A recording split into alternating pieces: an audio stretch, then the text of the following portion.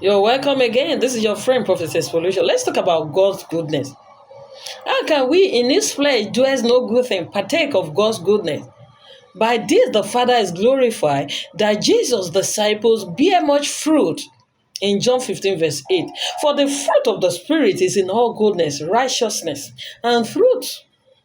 Ephesians 5 verse 9. When Moses asked to see God's glory, God told him, I will make all my goodness pass before you. In Exodus 33 verse 19, the bride of Christ adorns herself with this glory, having the glory of God. Our light was like a most precious stone, like a jasper stone, clear as crystal. In Revelation 21 verse 11, Jesus will fetch those who have become truly, tangibly good, who have received the fullness of God's goodness in their lives. He will not be fetching those who have ulterior motives or thought of grandeur, who gloat, who are ambitious, or who discriminate against people. The goodness that is in God has no limit.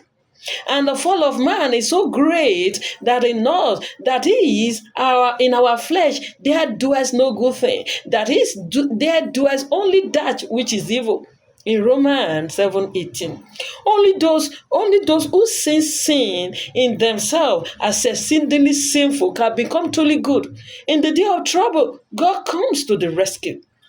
When there is always a crying need in our heart to be good, good through and through, infinitely good, God can work in our heart what it desires so much. If it is only a matter of pious wishes and figure of speech, help and does the real tangible goodness that is sufficient in all of life situation is lacking. Goodness in our heart, our need to be a true co-worker of Christ. You must have goodness in your heart.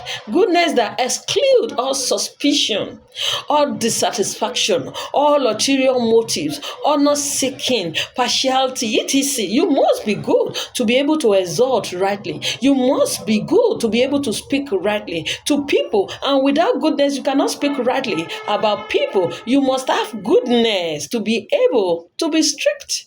You must have goodness in your heart to be able to assess people and circumstances correctly. And I want you to know that carnal people find good reason to be glad that no one can look into their heart, see what is hidden behind their smiles, behind their joy, behind their faces, behind their politeness, behind their concerns and their comments about others. Behind their bold statement, behind all their appearances and behavior. Spiritual people want to be transparent to all because there is goodness behind their smile, behind their jokes, behind their politeness, behind their talk, behind their comment on others, etc. The consciousness that God dwells in an unapproachable light and that the fall is so great that only evil dwells in our flesh must drive us into a serious and deep and abiding realization of our own need.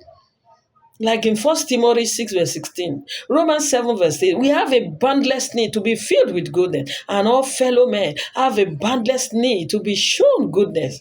May God give us all the fullness of His goodness in the mighty name of Jesus. See you in the next video.